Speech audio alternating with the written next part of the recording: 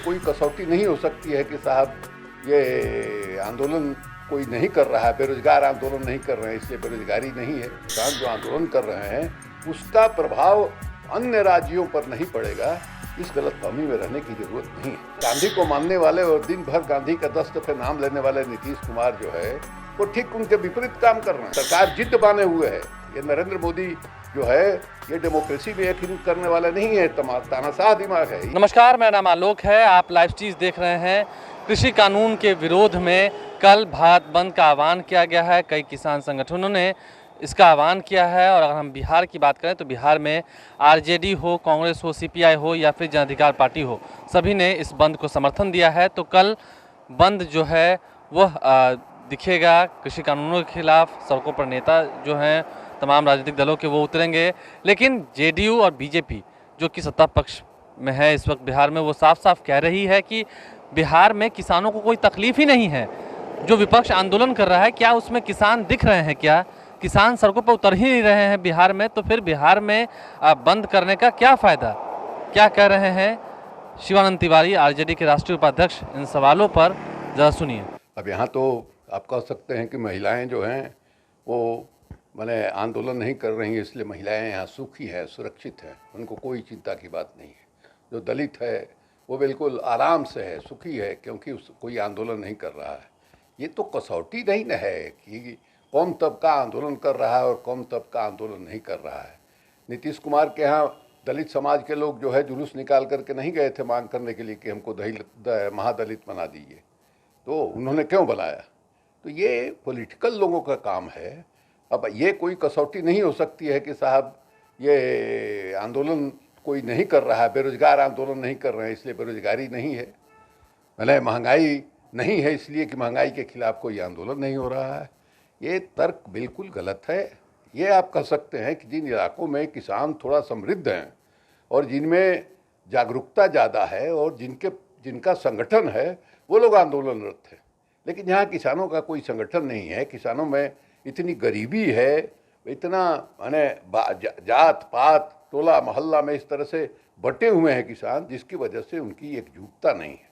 और ये स्थिति जो है वहाँ पंजाब में नहीं है। और ये बात समझ लीजिए कि पंजाब में या हरियाणा के किसान या पश्चिमी उत्तर प्रदेश के किसान जो आंदोलन कर रहे हैं उसका प्रभाव अन्य राज्यों पर नहीं पड़ेगा, इस गलतफहमी में रहने की जरूरत नहीं है। बिहार के किसान भी दुखी हैं, इस बिल से दुखी हैं। भाई किसानों की हालत सबसे ज़्यादा खराब है, और ये आज से कोई खराब है क्या?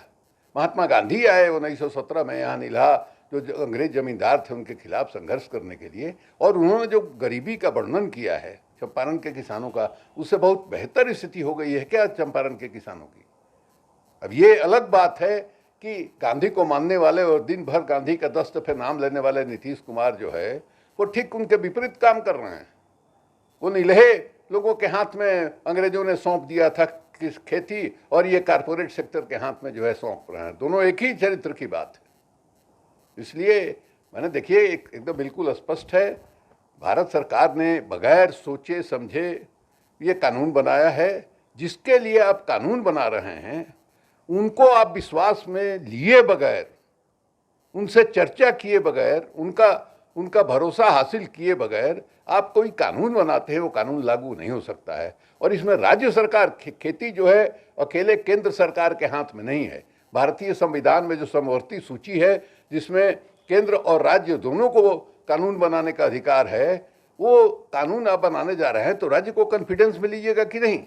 पंजाब के जो सरकार है, पंजाब की सरकार को 4,000 साढ़े 4,000 करोड़ रुपया जो है मंडी का टैक्स के रूप में मिलता था, जिससे खेती के आधारभूत ढांचे को मेंटेन करने में और उसको मजबूत करने में वो सरकार लगाती थी। आपने पंजाब के सरकार से क्यों नहीं बात किया भाई? तो एक तरफ किसान जो है उद्वेलित हैं और दूसरी तरफ राज्य सरकारों का भी समर्थन नहीं मिल रहा है।